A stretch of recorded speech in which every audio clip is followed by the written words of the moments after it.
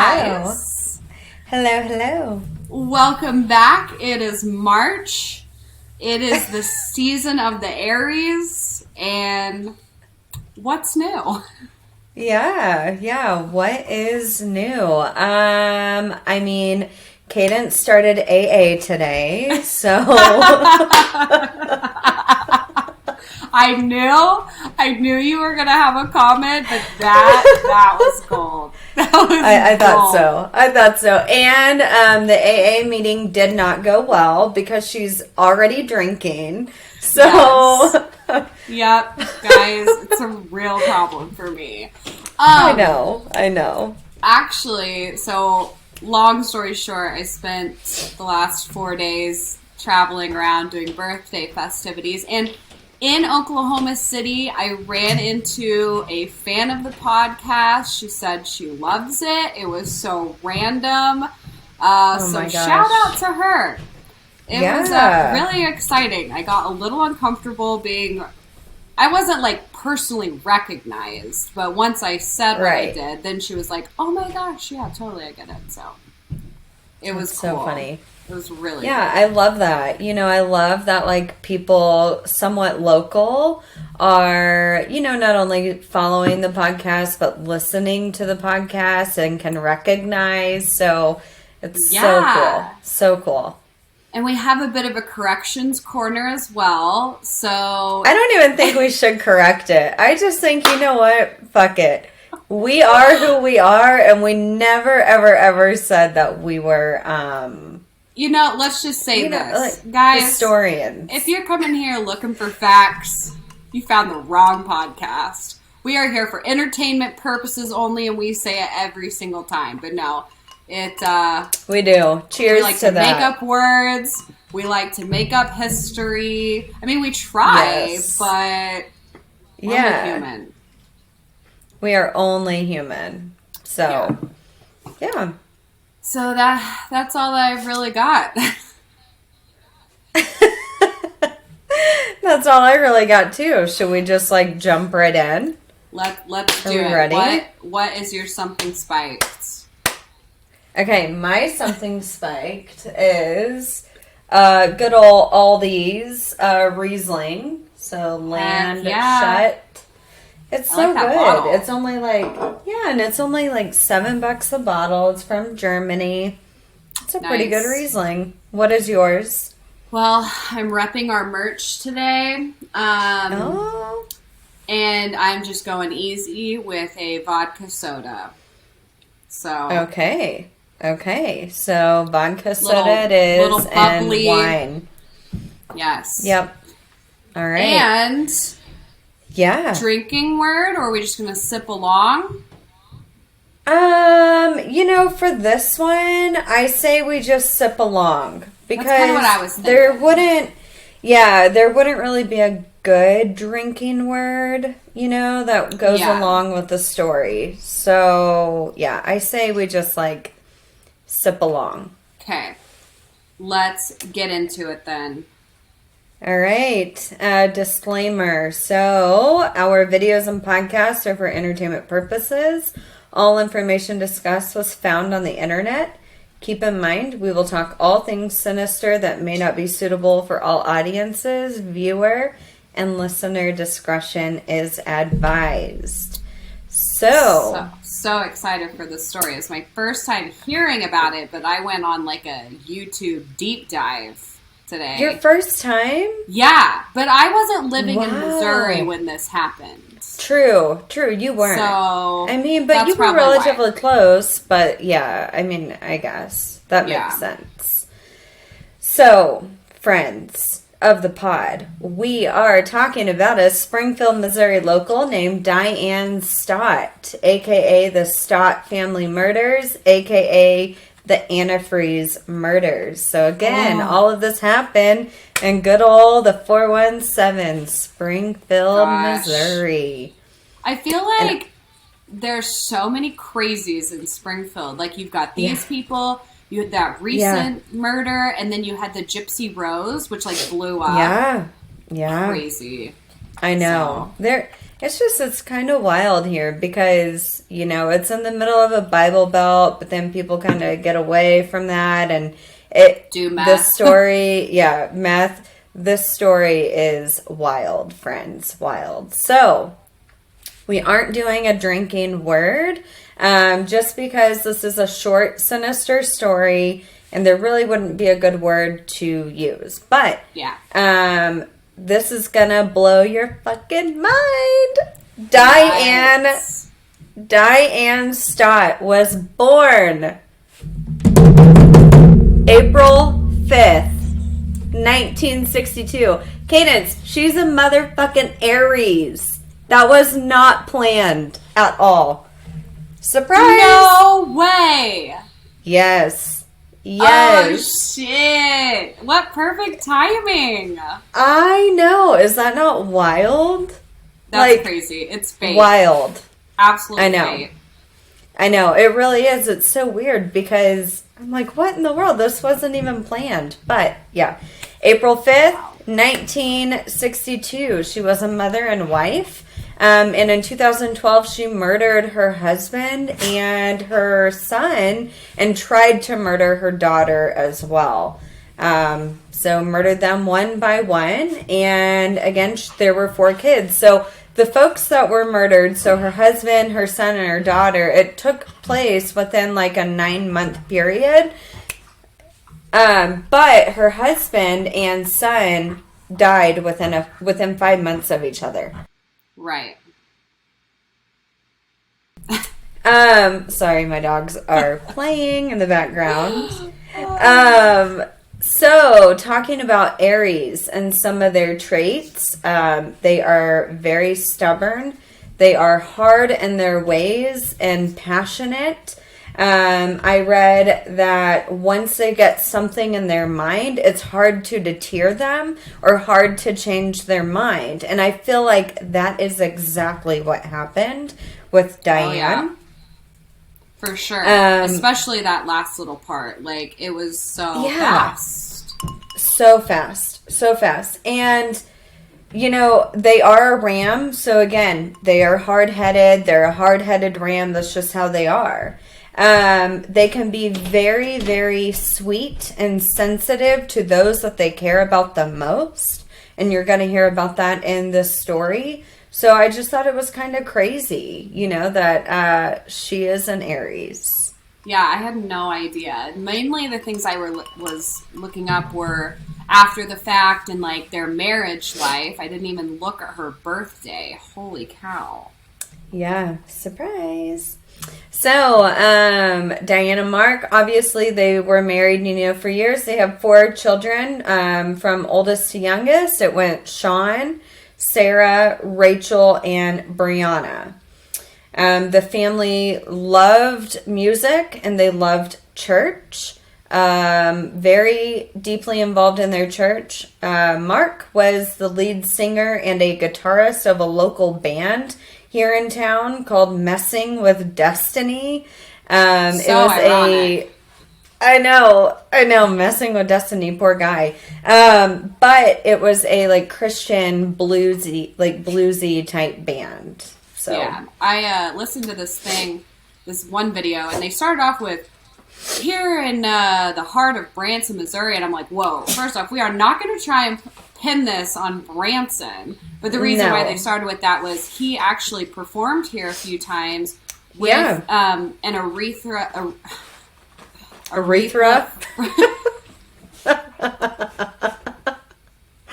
Aretha Franklin impersonator.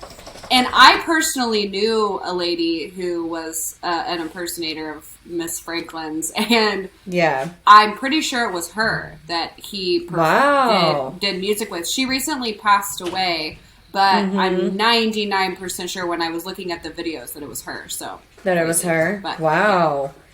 What a small world. You know what I mean? It's just so wild. So he, like, kind of didn't really work much whenever he did. He would do, like, odd jobs, like a little bit of construction, painting, cleaning, and stuff like that. He mostly performed, you know, for his money. Diane was a nurse, and so she was the breadwinner.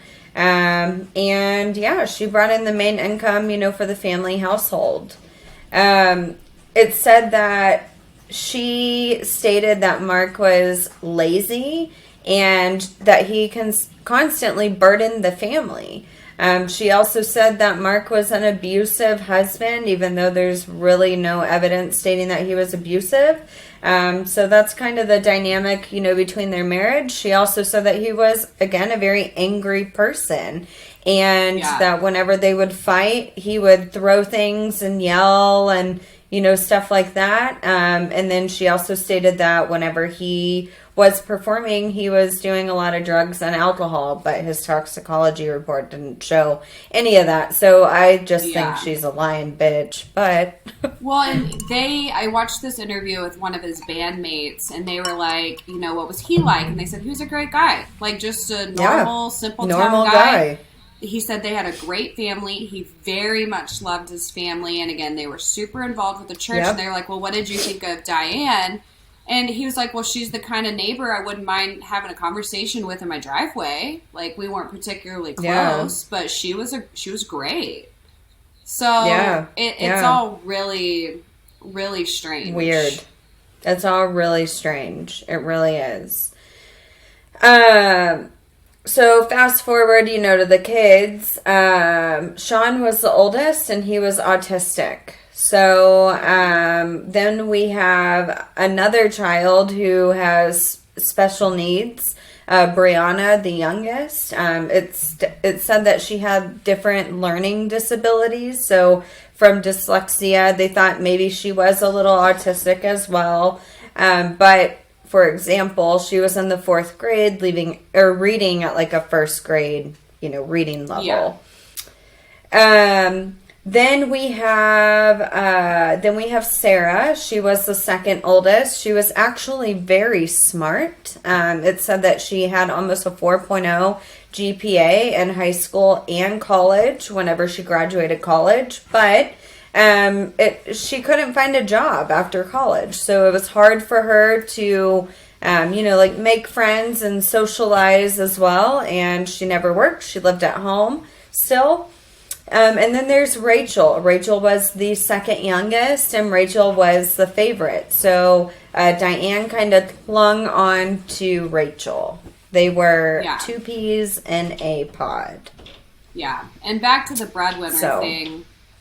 It was mentioned that, later she talked about what a struggle it was, but it was always rumored that, or it was always said that, like, it didn't ever seem like an issue. I mean, she had a kind of a stressful situation with the kids, and like the daughter living at home, but it was like, that was their arrangement. Like, that's just how it was. Yeah. And I personally think that it doesn't matter if it's man or woman, if you have that agreement in your relationship that I'm going to be the breadwinner, you chip in when you can, you take care of the kids, or however you set it up, I don't think you should leave room for resentment then if that's what you guys agreed on. But exactly. And that's kind of what, friends and family of their friends and family had said. They were like, Mark was the stay-at-home dad, and he took care of the kids. He cooked all the food. He did everything. He cleaned the house, and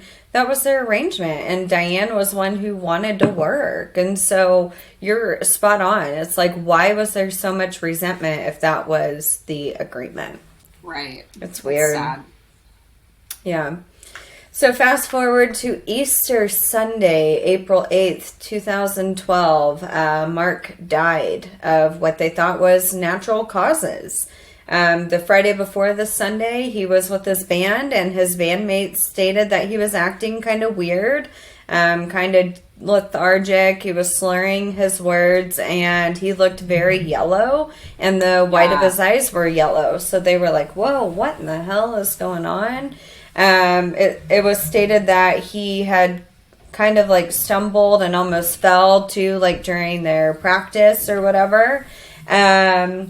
In the police report, it was noted that Mark had a red blood ring around his mouth, and that's very important because whenever we talk about Sean, the son, you'll hear a little bit about that as well. But clearly, that's stating that he's throwing up vomit, or he's vomiting up blood, throwing up vomit. He's throwing up his vomit. And there was another story, too, again, this interview with his bandmate saying, like, one night, Mark just, like, walked over to his house, knocked on the door and said, hey, I'm here to celebrate my birthday. And he said all I could think about was the color of his skin was pure yellow. And he seemed so out of it. And he's like, Mark didn't really drink. It's not like he was drunk. Just pure yellow skin. Yeah. Yeah. Ew. It was wild. Yeah. So, poor Mark died shortly after Mark's death. Their pastor, Jeff Sippy, again, he was the pastor of their church, tipped off the police. He said, quoted, there was nothing in me that I believed that this was of natural cause. I didn't believe that he died of a stroke, heart attack, or even in his sleep. I didn't. There's nothing scientific. There's nothing professional about my observation, but my first words were, no way. He did not just die. So, he decided to tip off the police, but the police didn't do anything about it. Yeah, because they didn't really find anything suspicious, and you'll kind of hear why in a moment. Yeah, and good for him. Yeah. And that kind of tells me, too, that maybe, and we'll probably, I'm sure you're going to touch on, like, the wife later, but it's like, she clearly didn't have this squeaky clean reputation or, like, vibe about her for your pastor to contact the police. The police. Exactly. Exactly. So, fast forward to June 2013. No, I went way off. Fast forward to 5 months later, September 2012, Sean, the oldest son and the oldest child, died. He was found dead in the house due to flu-like symptoms, and a red ring of blood was also found around his mouth, but again, the autopsy ruled that his death was due to prior medical issues because, again, not only was he autistic, but he also had a seizure disorder similar to epilepsy, but he sometimes apparently would vomit up blood, and so they didn't think anything of it out of the ordinary. Who is this examiner? Well, you'll hear about how that got missed here in a minute. It's awful. I know. So, June 2013. So, fast forward to the next year. Sarah, the oldest daughter, was taken to the hospital by her mother and sister, Rachel. Sarah was immediately admitted into the ICU with a brain bleed and organ failure. She was dying, literally dying. The doctors immediately suspected that she was poisoned. They're like, with what is going on and her symptoms, she was poisoned. So the doctors instantly called Springfield Police Department and they stated like, hey, we don't know what's going on, but we think she was poisoned and we will let you know what the test results state. So, during this time, since the police were tipped off, from Mark's death from the pastor, they were at this time looking into Sean's death as well, even though this was the following year. And they were, whenever they got the call from the hospital and they saw that it was the same exact family, they're like, hold up, we are going to test those samples again from Sean's autopsy. Yes. So the testing in the hospital, the labs came back and they revealed that ethylene glycol was in Sarah's blood and was obviously in her body. And for those of you that don't know, ethylene glycol is one of the main components of antifreeze. Yep. And a very easy or not like it's a quick go-to if you're trying to poison someone and not get caught, because you can buy it at Walmart. So you can buy it literally anywhere. However, so the reason why this was missed in Mark and in Sean is because when somebody dies of poisoning from antifreeze, the typical, autopsy labs that are drawn, it does not contain the ethylene glycol screening. That is a completely different tox screen and a completely different test. So that's why Mark and Sean were ruled as death of natural causes. And they don't look for that unless there's suspicion, right? Yeah, they don't look for it at all unless there is some sort of suspicion. And then they were cremated, so it's not like they could go back and do anything. Right. So thankfully, they had some samples from, Sean's autopsy left. Yeah. All right. So then what's crazy is Jeff Sippy, so again, the pastor of their church, stated again, after this whole situation happened, and he said, quoted, "I said that I believed Sean's death did not appear to be of natural causes, just like Mark's, and that this would benefit from an investigation." So shortly after that, Detective Neil McAmis brought in Diane and Rachel for questioning. So literally, poor Sarah is in the hospital. And then, her mom and sister are being brought into Springfield Police Department for questioning. And the investigation tapes are just absolutely crazy. Crazy. Absolutely crazy. Or the interrogation tapes, I guess I should say. Yeah, same difference. But yeah, they are absolutely wild. And I'm going to read a little bit about, some of the things that she said. But, she admitted fully to using antifreeze. She admitted to looking up, Google searching, how, the exact amount of how much to put in Gatorade or Coca-Cola, or exactly how much to put into food, to poison somebody slowly, so that they would die a slow, painful death. And she admitted all of this to the detectives. Detective McAnis asked Diane why she didn't bring her husband into the hospital she did with Sarah. And Diane said, quoted, "I hated his guts. I guess I had just had enough." And she said this in one of the interrogation tapes. You can hear her saying this with zero emotion. That's, I think, the creepiest part is just her tone in all of it.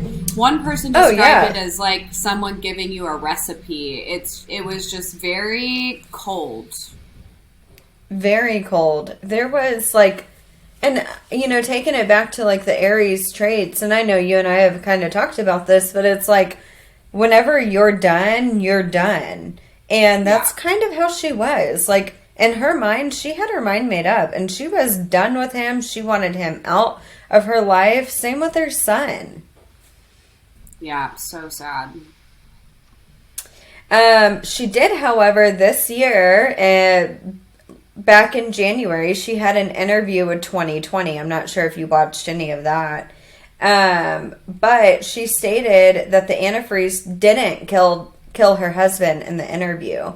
She stated that drugs and alcohol did, even though she already had admitted to killing her fucking husband with antifreeze. And they found it in your children, and they found the antifreeze next to the Coca-Cola bottles. Right, at your house. Yeah, you fucking did it. Oh my gosh. She said, she told 2020, she said, She told 2020, she said, quoted, Mark was with some people that are very dangerous. Like, people have disappeared. I was told in jail that Mark had been green lighted. And if you don't know what that means, he had a hit on him. I'm saying somebody probably came in and gave him something. Like, bitch, you already admitted to killing him. Also, can you imagine you're a hitman and you're like, you know how I'm going to do this job? I'm going to squirt some antifreeze into his body little bits by bits over the next couple days instead of just fucking shooting him or something. Right, into his Coca-Cola. Yeah, that's not how hitmen work. I don't know a lot about it, just to be clear, but that's not what they do. But I can't imagine that's what they would do, is antifreeze over, a period of days. Idiot. Fucking idiot. She was then questioned, why she poisoned her son, and I thought this was really sad. She said, quoted, Sean would be interfering with what I would do. He was more than a brother, more than a son, more than a pest, she said. Which I thought was so sad. Because, clearly, he had some special needs, because he was autistic. And it's like, she was just being an evil, ruthless bitch. Evil, ruthless bitch. And that was part of the interrogation that I watched, where they were like, excuse my dog in the background, where it came to the part where the interrogator was like, they were describing their techniques, and they're like, this is where he's going to sympathize with her to get her to talk, and he was trying to coerce her to say bad things, and it took literally no effort. He was like, oh, it sounds like you didn't have a great home life, and she's like, yeah, it was terrible, like, my son was just a pain, and he's like, so, like, a pest, and she's like, oh, worse than that, and I'm like, wow, that took, like, no effort for you to just come out and just trash your entire family. Yeah, and there was zero emotion. Like, she didn't care. There was zero emotion, zero remorse. Yeah. She was ready for them to be dead, and she didn't care. Ugh, evil. Really evil bitch. So then Rachel, second to youngest, so her favorite, the one that she clung on to, was brought in for questioning. She denied any involvement in the beginning, but then the detectives, upon searching the home, not only, like you said, did they find the antifreeze fucking bottle next to the Coca-Cola, come on. At least get rid of it, you know what I mean? All evidence, but she didn't. I just truly think she did not think that she was going to get scared. And was it on the last one? Yeah, the Leonardo Canchuli.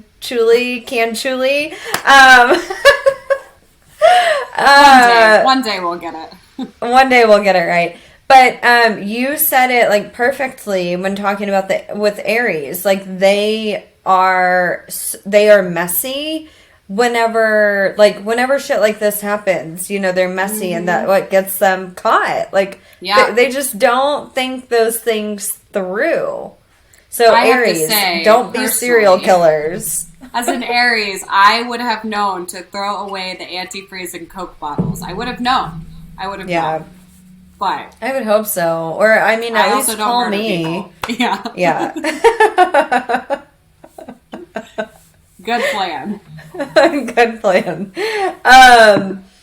So, anyway, they find, that, and then they also find Rachel's journal. And so, dumb.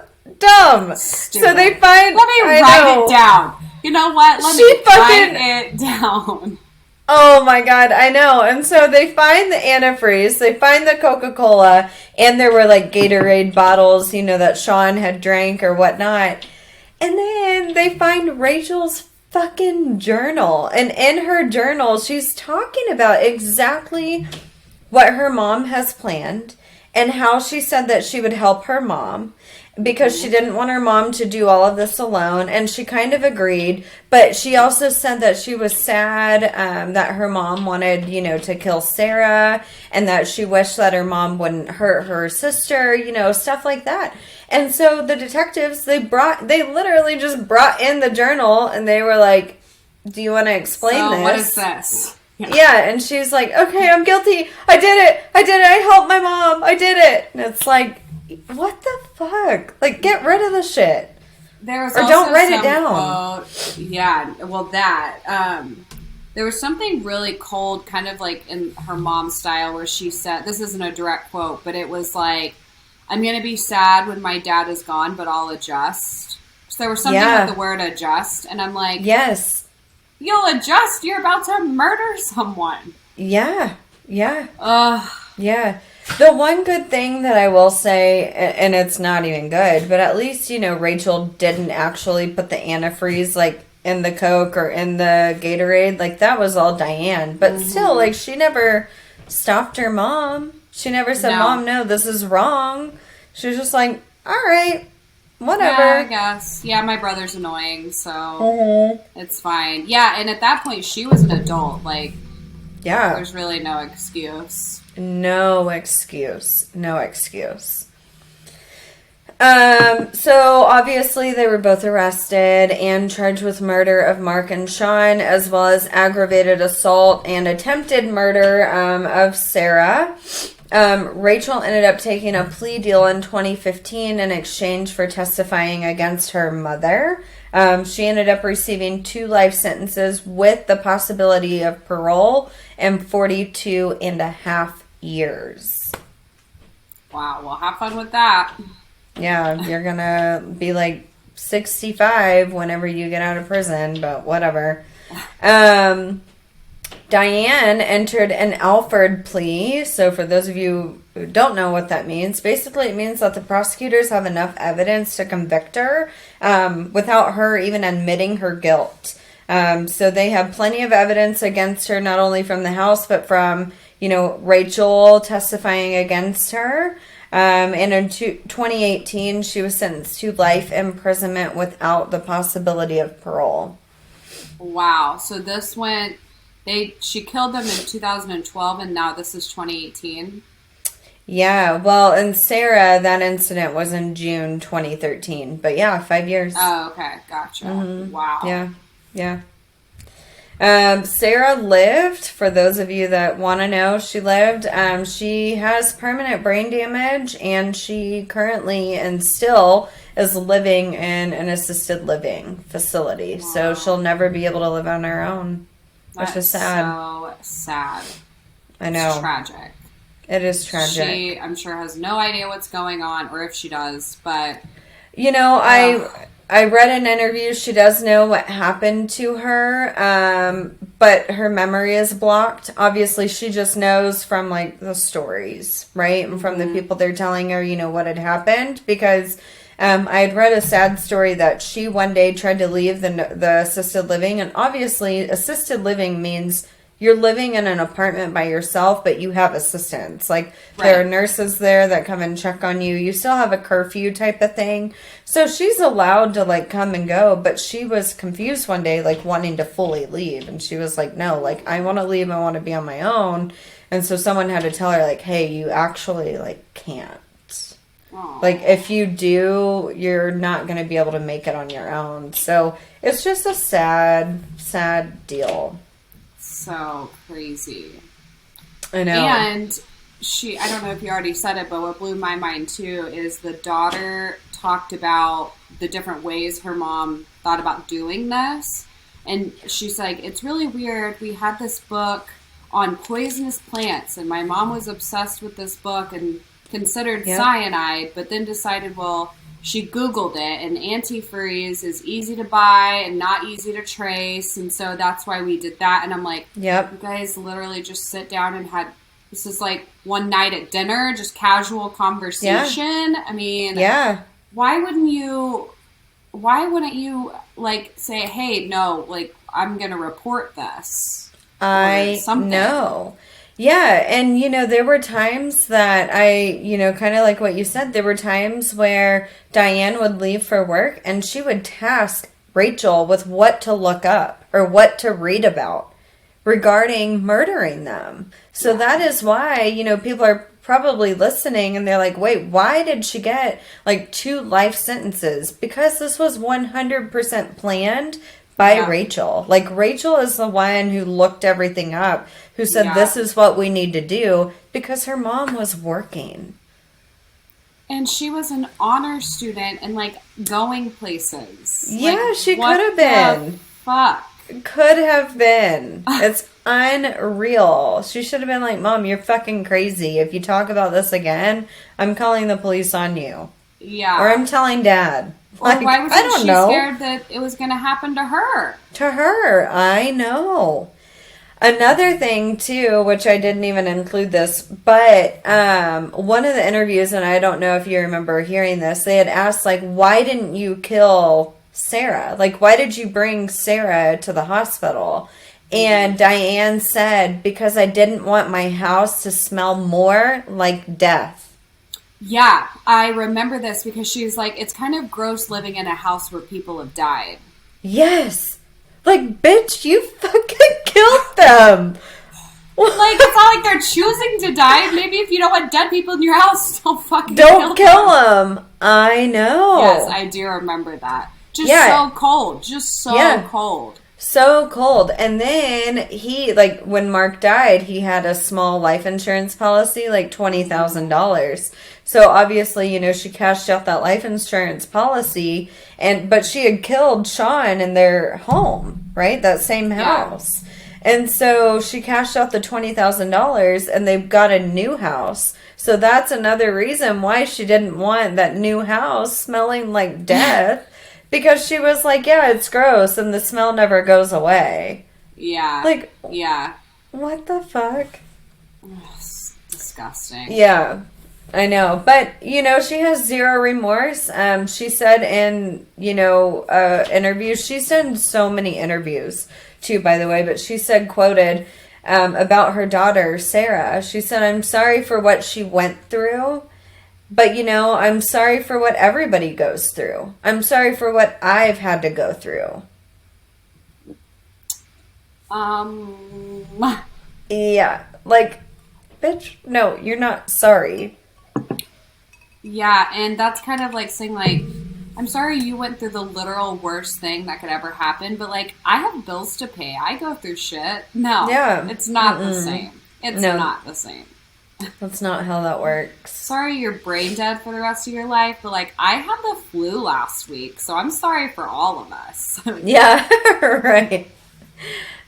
So again, although she confessed in recent interviews, she is still maintaining her innocence. She denies having any part of the poisoning whatsoever, and she even said that she was poisoned herself.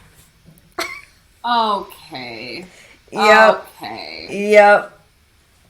Whatever, I know. You stupid idiot. I know. I know. So, Rachel is currently, obviously they're not incarcerated at the same prison, but she's at a women's correctional facility in Vandalia, Missouri. I've never even heard of it.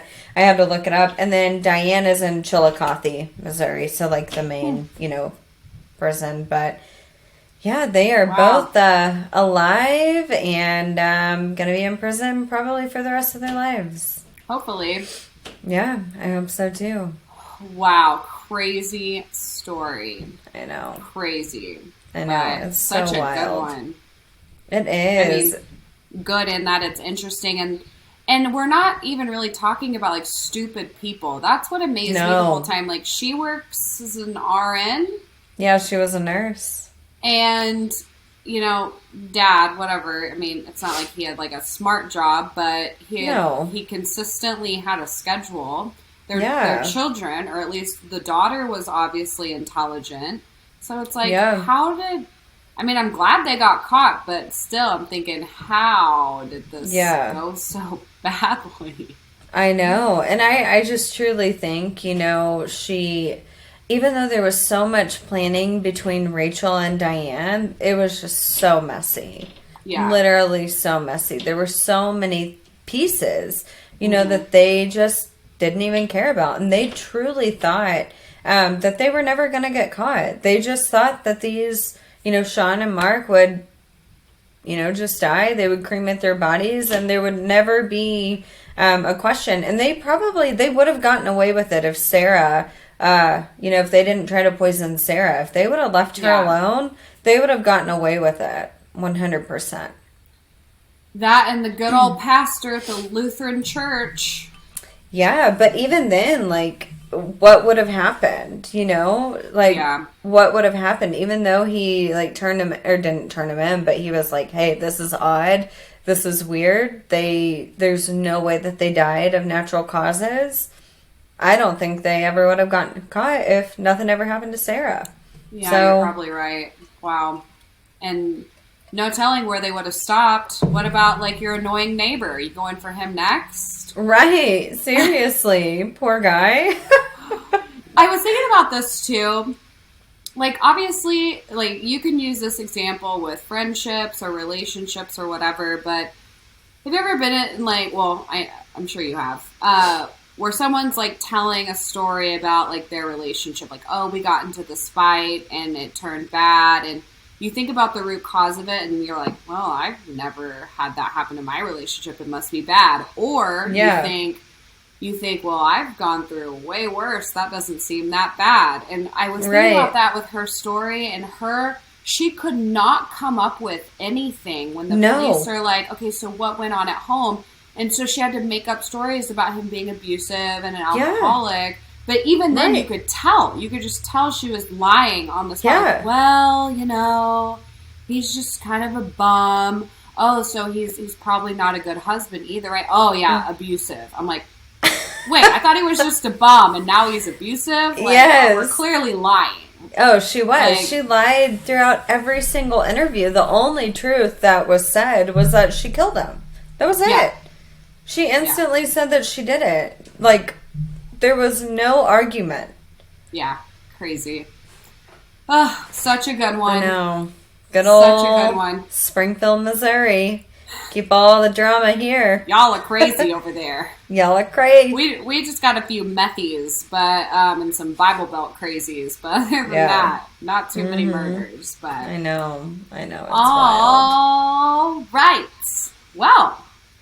How much longer do we have of Aries? When does that end? April 19th, okay, I think. 19th or 20th. So okay, cool. we got a couple more stories there. So okay, well, thank you to our sponsor, Color Up CBD. Yep. They've got they're based out of Colorado. They are local to them, but a small business, award-winning business at this point. Yes. For CBD needs, including skincare and some pet products. So go check them out, and you can use code Sinister20, all lowercase, and get 20% off. So you sure can.